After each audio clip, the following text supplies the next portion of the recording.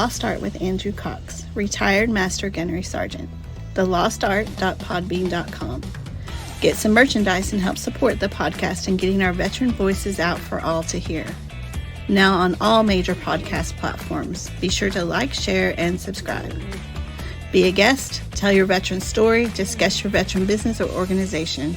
Email The Lost Art with Andrew Cox at gmail.com. Andrew Cox, a Till Valhalla Project Ambassador. See the project story at tillvalhallaproject.com.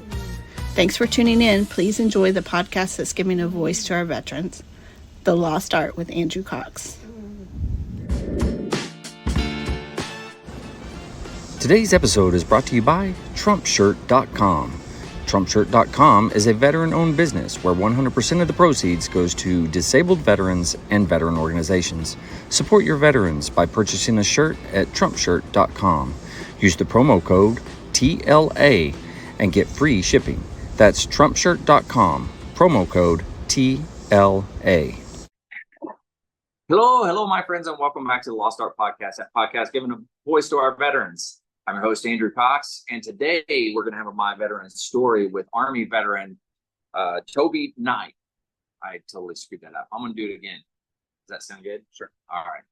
Hello, my friends, and welcome to the Lost Art Podcast, that podcast giving a voice to our veterans. I'm your host, Andrew Cox, and today we'll be having Army veteran Toby Knight as he tells his veteran story. But before we get into the episode, are you enjoying the podcast? And be sure to go to the Lost Art website. That's the lostart.podbean.com. Go check it out. See what we got going on there.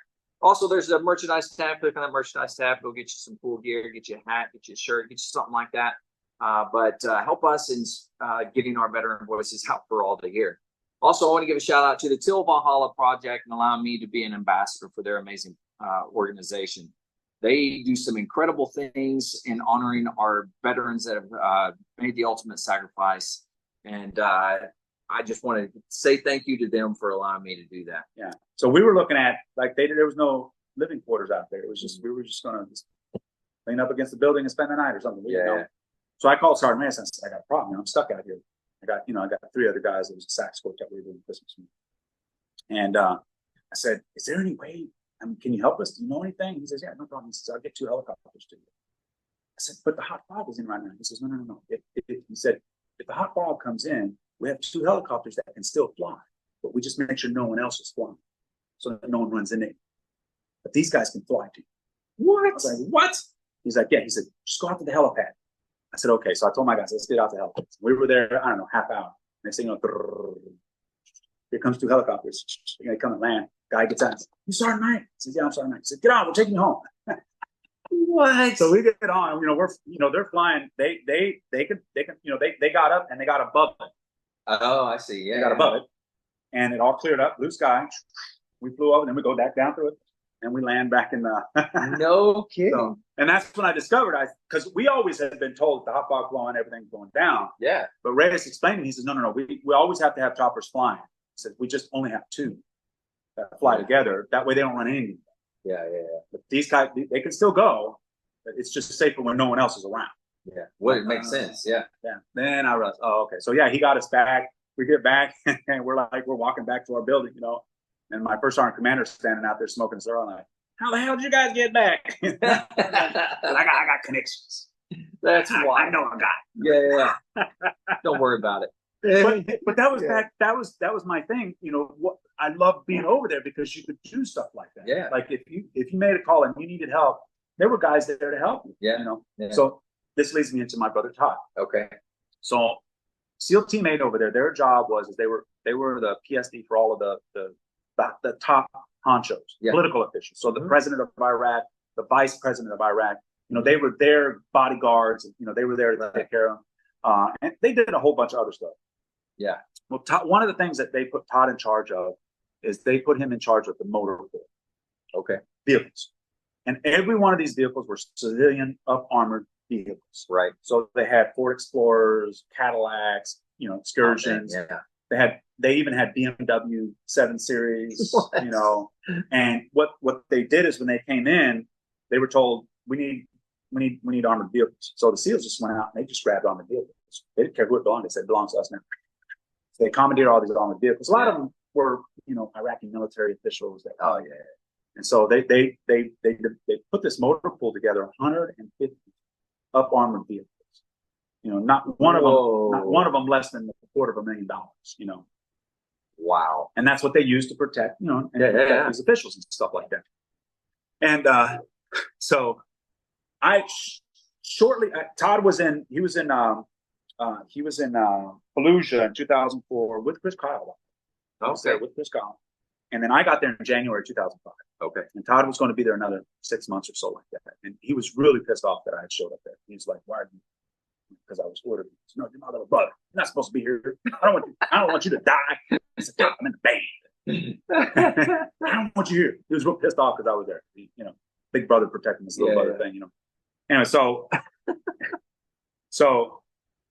I told him where I was at. He, you know, through email, I was like, you know, I'm on pad, blah, blah, blah. I'm over here. He said, "I'm going to come visit." I said, "Okay." So Todd shows up with this 3-vehicle convoy, all civilian up armored vehicles. Yeah. Ford Explorer. He's got a Cadillac Escalade, something else. They all roll up. Yeah.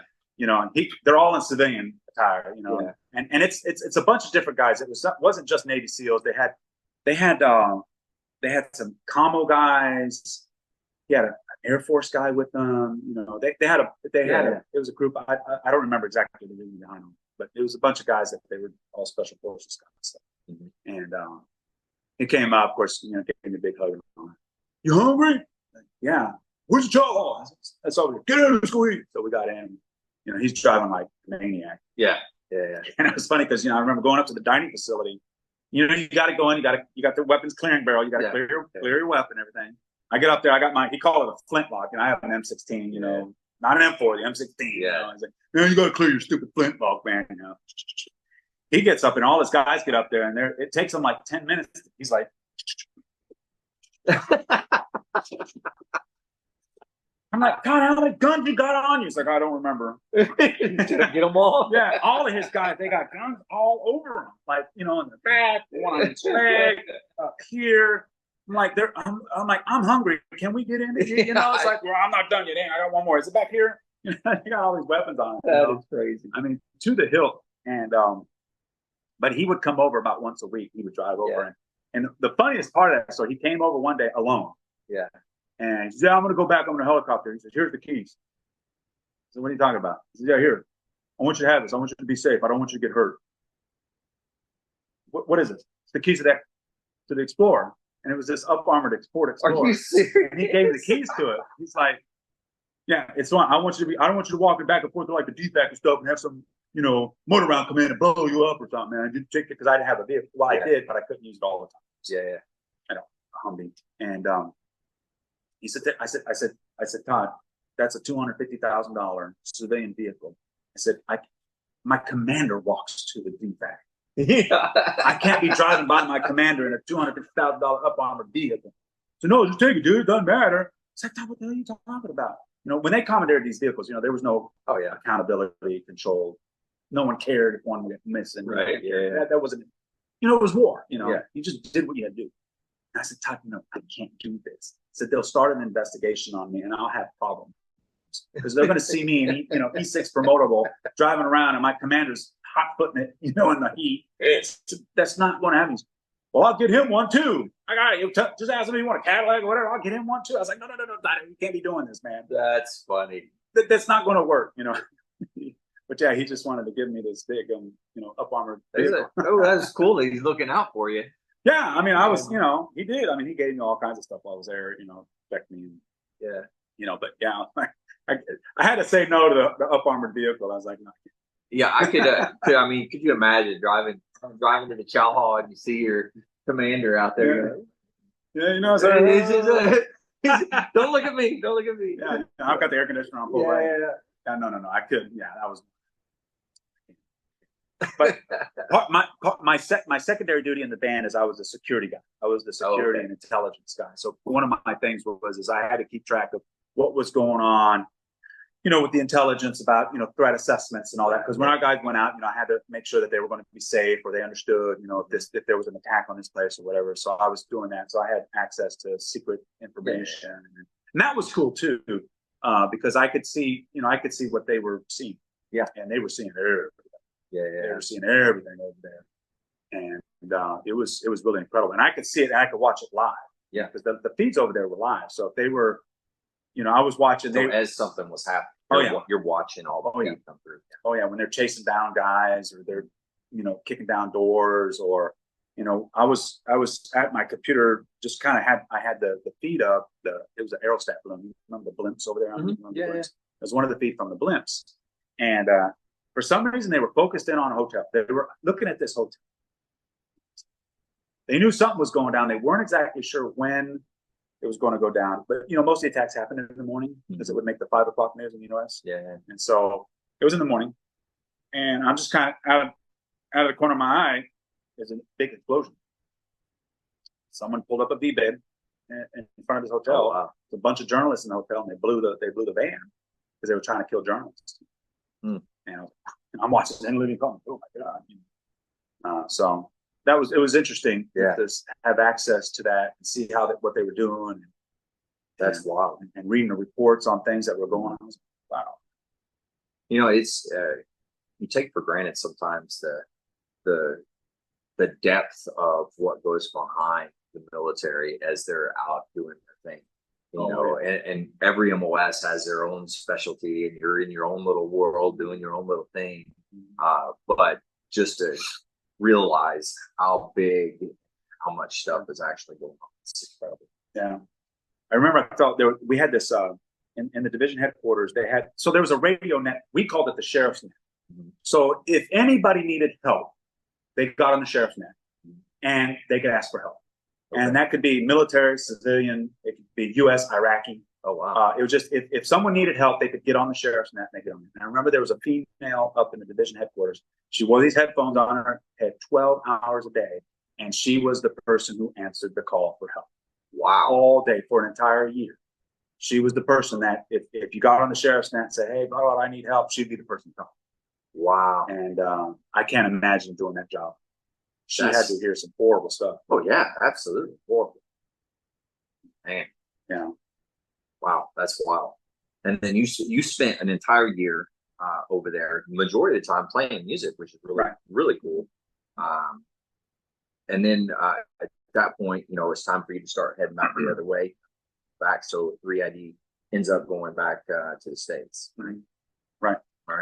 Yeah. So we started, we started our redeployment process. 4ID was coming in to take over for us. Okay. And, we had things down pretty good there. And, we brought them on board and showed them everything that we had. And then we went down to camp. We went to, not Buring in Kuwait, we went to the other one in Kuwait. I don't remember which one it was. But we got on that. We were the first to go back. The band was. Yeah. We were on the very first flight back, because they wanted us to play for everyone else when they got back. Of course, yeah. And so we were on the very first flight to go home. We were at KCIA, Kuwait City International Airport. We went to Shannon, Iowa, refueled, and went straight to Savannah. Oh, wow. Went to Hunter Army Airfield. Then they bused us over to division, or to the main post. And I was one of those guys. My family wasn't there. So I was one of those guys. We marched across the field, and they, welcome home, fall out, and then all the families would run up. So I was one of those guys. I was just kind of standing there waiting, because I had some friends of mine in the band who they didn't have any place to live. Yeah. So they were living with me in my house right before we left, and so they were going to live with me, a couple days a week, to get an apartment or whatever the case may be. So they were with me. We were kind of standing around, and I remember it was really touching because the commanding general's wife got together with a bunch of the other spouses, and they said, every soldier who comes back is going to get out. Everyone. Oh, wow. So if they don't have a family there, we need to get them home. And I remember standing there, and she came up and she said, welcome home, and give you home. And so the commanding general's wife gave me a big old hug. That's really nice of her. Yeah. And so I thought that was really cool. Yeah. And so we got back, went home that night. First thing we did was bottle of rum. Yeah. As you know, it was a sad tour. And so it was right at the end of December. But anyways, so we got back, And then we started doing the ceremonies. Yeah. We split the band into two. We had A band, B band, and So every as they redeployed, every unit that came in, you're sitting there playing for them. Yep. As they did it. every single soldier came in. Some soldiers came in at the Hunter. Some came in at Fort Stewart. Okay. So depending on how it worked, we would either go to Hunter or we'd be at Stewart. Yeah, yeah. How many arrivals would you say you did? A couple hundred, at least a couple hundred, at least. In what type of time frame? Good Lord, that was Several months. yeah. That came because the way it worked out, we got back in late December 2005. The entire division started to redeploy in about the beginning of February 2005. And that went all the way through till about May. Okay. And then in May, change of command season stuff. Yeah. Yeah. So which all of them are changing over. all of them. Yeah. Every bit of them. So we started doing changes of command, Yeah. left and right. And then luckily for me, I had been promoted to E7. And then I had a mandatory school date to go to advanced non-commissioned officer course. Yeah. Which was in July of 2006. Gotcha. So this was in 2006. So from February, basically, end of January, beginning of February, nothing but troop returns, troop returns, and then changes of command. I did a couple of months of that, and then I went to the School of Music. Okay. And I went there because I had orders to go back to Korea. Oh, okay. So while I was in Korea, or while I was in Iraq, I knew that I had to leave. Once I got back, they were going to do a big switch. If I didn't, I was going to get fenced, and I'd be stuck for the next deployment. Oh, right. Yeah. So I knew if I didn't get out of there, I was going to be stuck. And so I had worked a deal with DA that I would go to 8th Army, back to 8th Army, but this time with my family. Yeah. Okay. They gave me a command sponsorship. That's nice to the bank. So I went to ANOC, and then out to 8th Army, back to Korea. And I spent 4 total years in Korea that next time. Oh, so the next time you went was 4 years. 4 years. So I did a total of 5 years. Yeah. Very nice. Okay. And then your second time in Korea, like you're at this point, I'm sure you're conducting the band, you're leading the band, and those types of things, So a little bit different experience. Yeah. It was interesting. Yeah. Because some people get to Korea and they think it's party time all the time. Yeah. And so I should get in trouble, band guys. Yeah, it happens. Yeah. My 2 sax players are good together. They love to fight on the weekends. Get drunk, play video games, and fight. So of course, yeah. That was I won't say their names. Good guys. Yeah. Good guys. But they just like to fight. They get drunk, start fighting.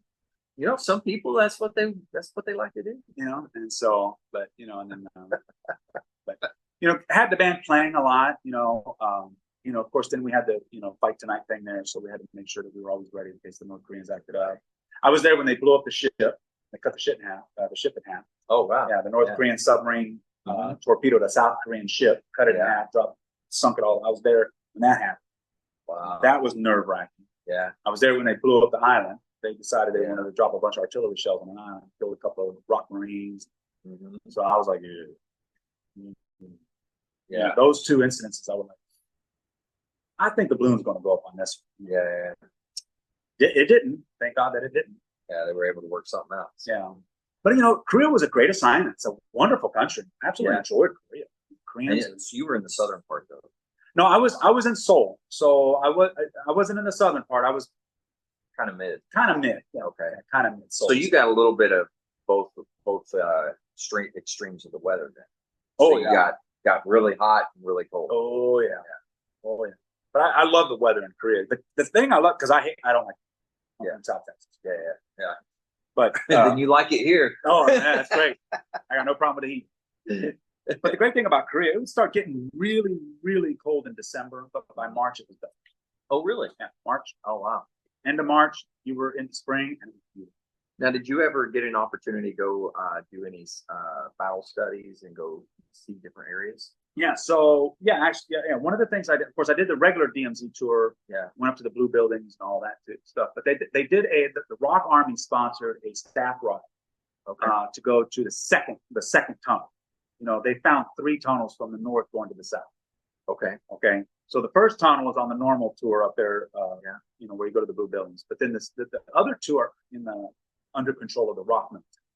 Okay. And so they took us up to the second tunnel, and then they showed us White Horse Mountain up there.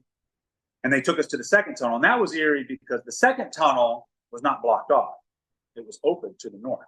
Really? It's still open, but it's booby trapped. Yeah. So if you try, you're going to die. Yeah. So, but it's open.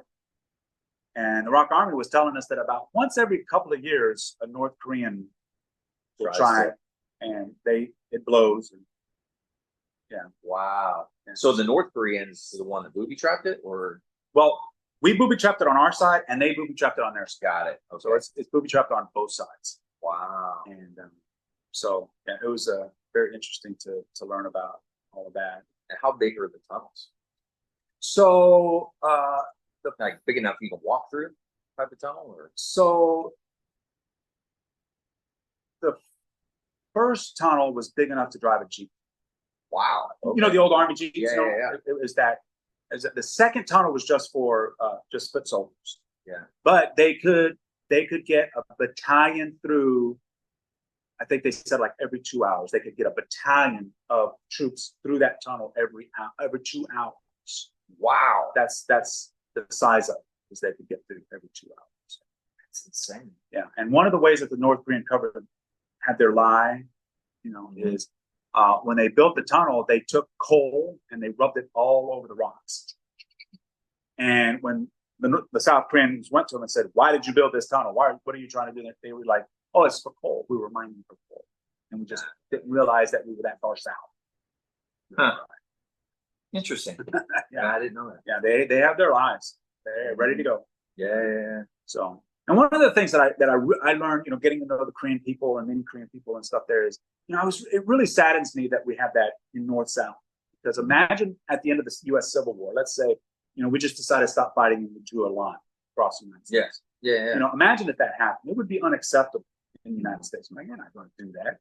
But that's what happened in Korea. Yeah. And so you have people that live in South Korea, but they still have family in North Korea. Mm-hmm. It's getting much, much less because, the older generation is dying. Yeah. And the younger generation in Korea, they care less about it. It doesn't mean anything. But the older generation, they still have family. Yeah. And so it was really sad to know that there's this, there are lots and lots of Koreans, their families in the North, and they can't see them. Yeah. Wow. And it's a really sad situation. There was a article in the On Base magazine there. There's a South Korean guy. He used to work for the U.S. military. There was a certain part of the DMZ he could go to. He could go up to a big hill, small mountain hill. He could look across on a clear day, and he could see his house in North Korea. Yeah, no kidding. He could see on a clear day. He could see his house in North Korea. He could see his wife come outside. No, his wife still lived in the house, but he couldn't. He can't go see her. But on a clear day with binoculars, he could see his house out there, and I'm sure they're all gone. Wow, yeah. But he could. That is insane. Yeah, I always thought that was a terrible thing that happened. I met a first sergeant. He was an aviation first sergeant. Real nice guy. His wife was Korean, but her mom came and visited one day, and she used to live in North Korea. And she had this dent in her head. She had a dent in her head, like a dent in her skull. And he told us the story, or she told me the story, is when she was a young girl, she was very well known in her area for being a very good singer. I was a musician and everything, so they made that connection with me. And they said that whenever she was a child, she was in her village or whatever, the North Korean troops came in there, and they heard about her. They said, "Bring her over." And they were all in this little camp with a little fire or whatever. And one of the North Korean soldiers said, "Sing the national anthem." So she did. She sang the South Korean national anthem. Ooh. And of course they were offended. They were mad. And one of the sergeants or something said, "Kill her." And so one of the soldiers took her to a ditch and hit her on the head with a hammer.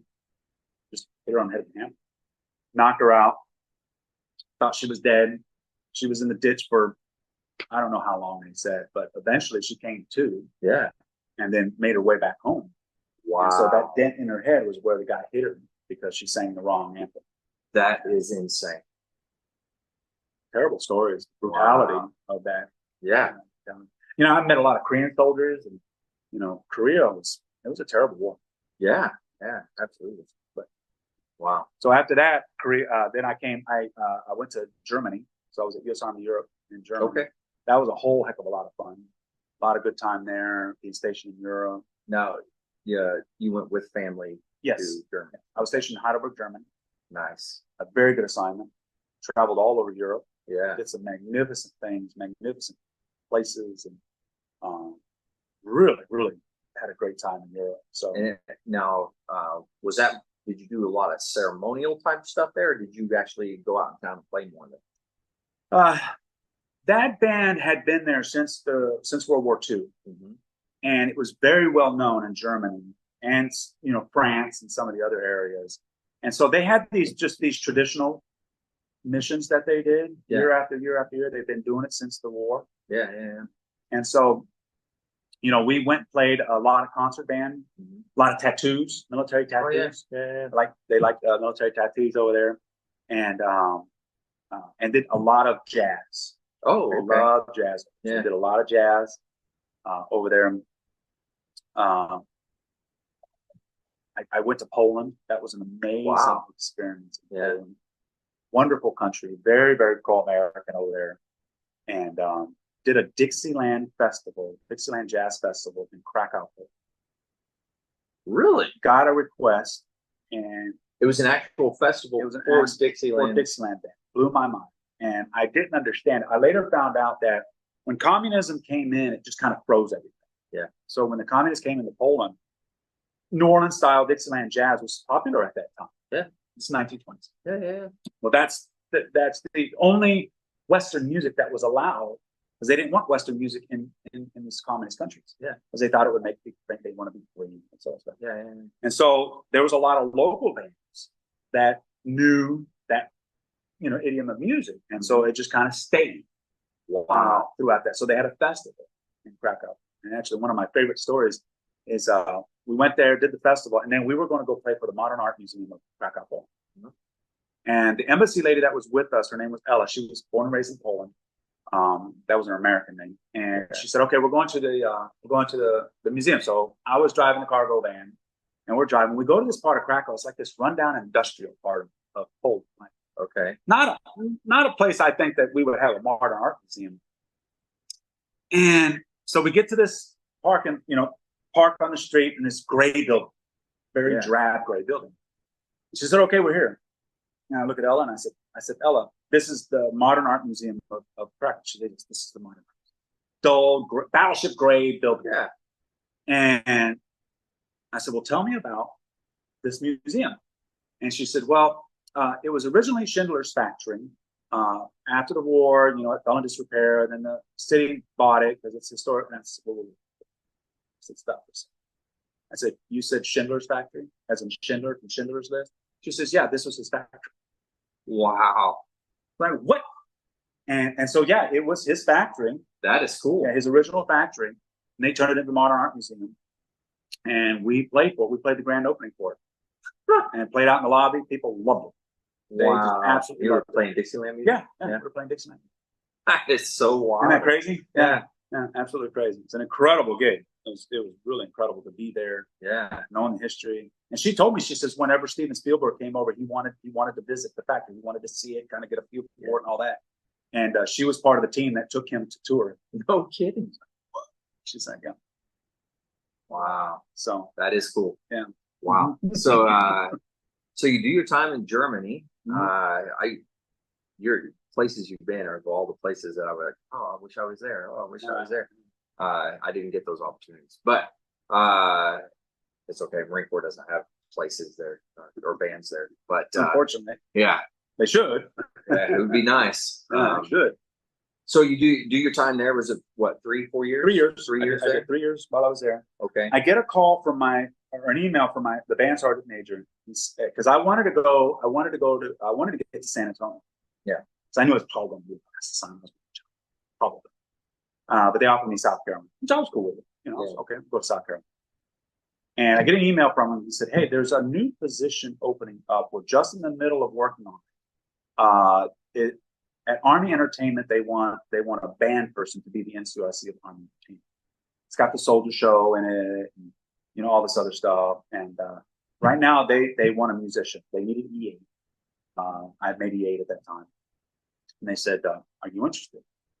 Heck yeah, sign me up. Yes, and yes, and yes. And where was it located? It was located at Fort Sam Houston, Texas. Oh, no kidding. Right here in San Antonio. Oh, nice. I was like, yes, yes, and yes again. And so they had some issues with the slotting, blah, blah, blah, blah. I told my sergeant major, I said, look, just assign me to the band. Once the slotting gets fixed out, I'll just go across the street over to Army Entertainment. It's no big deal. So that's what they did. They say, assign me to the band here. So I was here in the band, what, about 8, 9, 10 months, something like that. Yeah. Had a great, awesome band. The band here is awesome. And then I went over to Army Entertainment, and then what they didn't tell me is that I would be the NCOIC of the Army Entertainment, but I was also going to be the first sergeant for the 3-star company. Oh, God. So I would have the headquarters company. I would be their first sergeant, and I would be, I would be dual hatting. Well, that's wonderful. I was like, well, I had a little more than that. All right. So, but I came over. I said, sure, no problem. And my captain was a guy by the name of Jeremy Baggett. He's still here. Jeremy he was an infantryman. He was in the 173rd Airborne Brigade of the Vicenza. They jumped into Iraq. Oh, wow. He got blown up, had metal all over his body. Yeah. Bronze Star with B device. They were going to make him retire. He said, no, I don't want to retire. So they kept him on active duty, but he had to go from being an infantry officer to this all happened when he was enlisted and became a lieutenant. Yeah. And then they transferred him over to quartermaster. Oh, okay. And then they put him over as the HHC commander that had Army Entertainment underneath it. And so I got to work with Jeremy. Awesome. Yeah. Absolutely awesome. This man, what an incredible warrior. Bottom line is warrior. Is he still in? Oh yeah, well, no, he retired. Okay. And he's a civilian now over on 56. I got you. Okay. And so working with Jeremy, and it was an eye-opening experience being at that level. Mm-hmm. And being at an HHC, you're herding the cats. Mm-hmm. The 3-star was my soldier, the 2-star, the 1-star. They were all in my company. I had 5 sergeant majors. I had 6 command sergeants major. I had all these senior people in my company. It literally is herding cats. Yeah. Oh yeah, big time. And then I had the soldier show and Army Entertainment. Mm-hmm. They had civilians there. The civilians like to tell the military what to do. And Jeremy's like, that's not how it works. Yeah. I'm going to tell you. Yeah. Those are my stories. It was interesting how that dynamic with the civilian military relationship. And then being on Fort Sam, you have JBSA, it's Air Force is in charge. There was a whole dynamic there. Yeah. And then just dealing with, misconduct.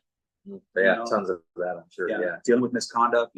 Band people are awesome because they want to be there. They want their job. They respect their job. They're going to work hard at their job. Yeah. And they're not going to cause trouble. Yeah. Because they don't want to lose their job. Yeah. Because it's a good job.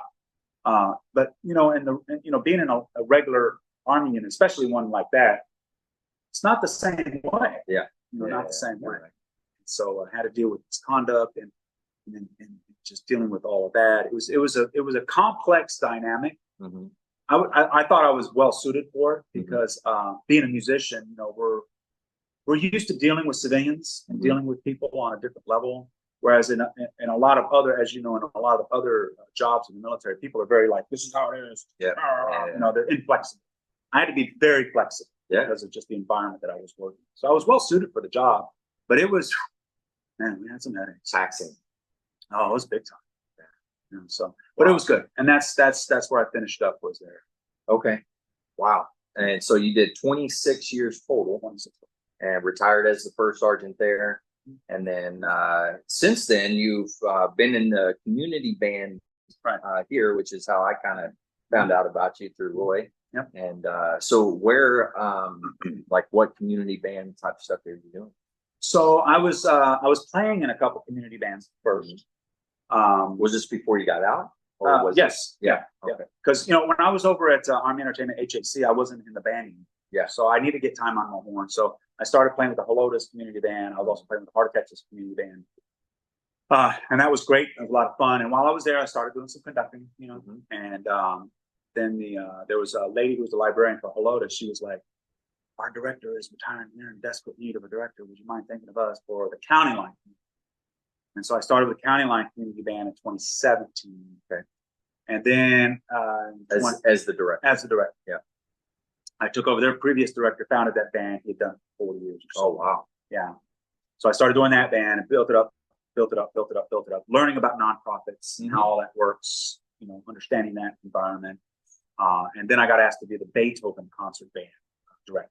Oh, wow. So I direct the Beethoven concert band. And that's a German cultural organization. It's been around the band's 82 years old now. Wow. The choir, it's called the Beethoven Monochord, which means Beethoven men's chorus. That's been around since 1867. Wow. Yeah. And so very old organization, but it's a musical organization, German musical organization. So it's really cool. So it's a German band. Yeah. Is what it is. You got to play it Friday night if you can come by. I might. Yeah. Come have a beer, sit in the beer garden, enjoy yourself. All right. And so started that, and then I got approached by Mark Rogers. Mark Rogers is he's the director of the Heart of Texas concert band here. He's kind of the guru when it comes to a lot of community bands here. Mm-hmm. And he said, we need to start a community band association. Okay. He says, you started bands, you know how to do this kind of stuff. So, so we had a big meeting. Yeah. Right before COVID. And all the bands got together and they said, yeah, let's start an association. Let's do a festival. Oh, wow. So we did. We started the nonprofit. They elected me as president. And we've been doing a festival every year. Wow, very nice. Community band festival. So yeah, I'm kind of involved with all that. So kind of involved in community band music and kind of, solving problems and helping bands. Doing all the stuff you learned in the Army. Yeah. But now you're doing it for the civilian band. Yeah. Yeah. We in the military band group, we get some really unique experience and training. Oh yeah, absolutely. That just it isn't found in the civilian community. It's just not there. Yeah. And so, me being in the community band world here, I'm able to help some of these bands get through some issues and things, and that it's like turning on a light in a dark room. They're just like, oh, yeah, we can do it this way. Yeah, we can do that. And so it's really kind of worked really nicely. That's really cool. Yeah, I like it. Well, thinking back over your career, right? 26 years, you're still moving and doing shaking and baking and doing that stuff. What advice do you have for let's do two things. One being the active duty folks, and then two being the veteran. Like, what advice do you have for those? Well, I know for me, when I got out of the military, I really missed that camaraderie, that sense of belonging to something that's greater than yourself. Yeah. And I found it in community bands. Yeah. I would tell folks that even if they're not a musician, get into your veteran organizations, get into the VFW, get into the American, get into Disabled American Veterans, get into one of those organizations. We need people in the veteran organizations. Younger veterans just aren't doing that. Yeah. And your older veterans are dying away. And so they're great places to be. You get to meet some incredible people. Absolutely. Yeah. Incredible people in these veterans organizations. I mean, it's a blessing to talk to some of these folks. So I would say, and it will fill that void. Okay. It will fill that void for folks. The other thing for folks on active duty, I would say is, really take care of yourself while you're on active duty. Make sure you get seen for all of your medical issues. Yeah. Make sure it gets documented. Go to sick call, get the appointment, get looked at, no matter how trivial it may be.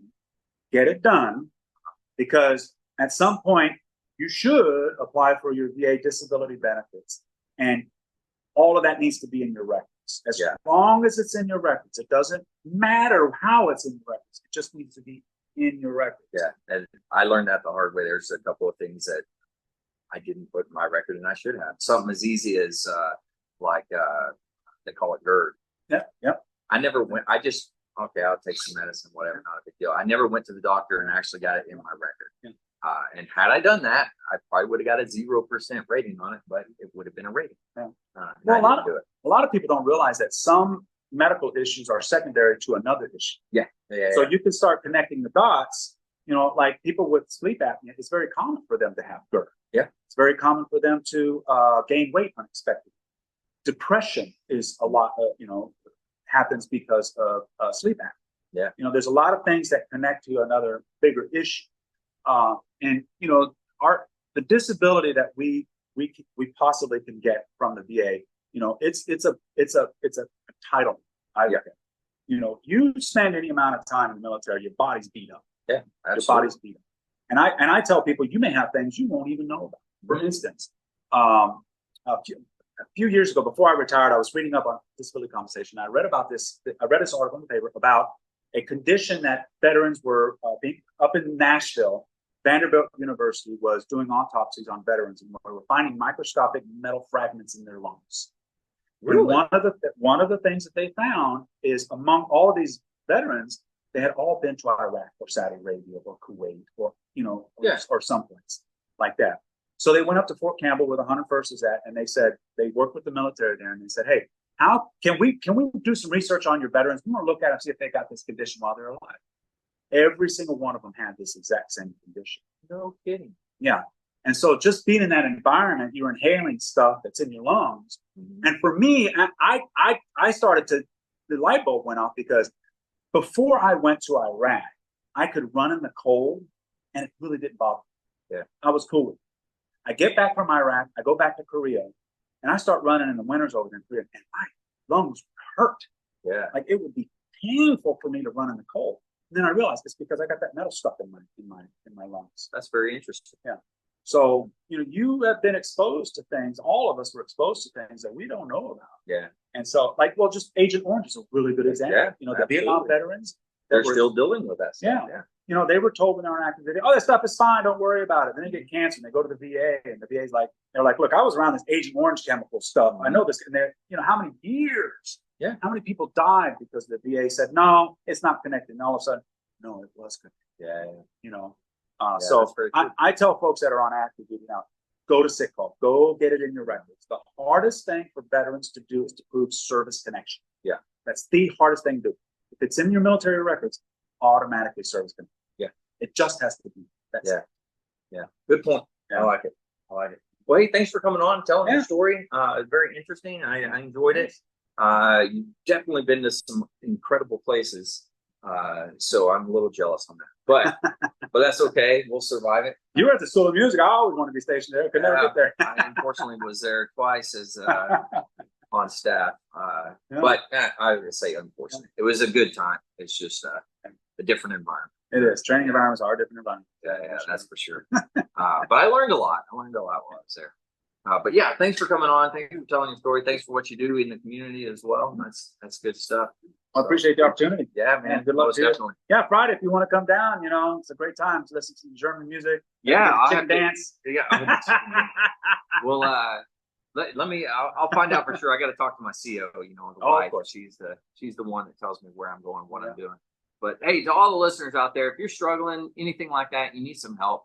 Don't forget the VA does have some great resources out there. You can always dial 988, press option 1. You can text 838-255, or you can go to veteranscrisisline.net, click on that chat icon. Any of those options are going to put you in contact with somebody that can help you out. But remember, one veteran life loss is one too many. I care about you. I know he cares about you. The whole veteran community cares about you. So please reach out for help. With that, one last time, I want to say thank you again. And to all the listeners, stay motivated.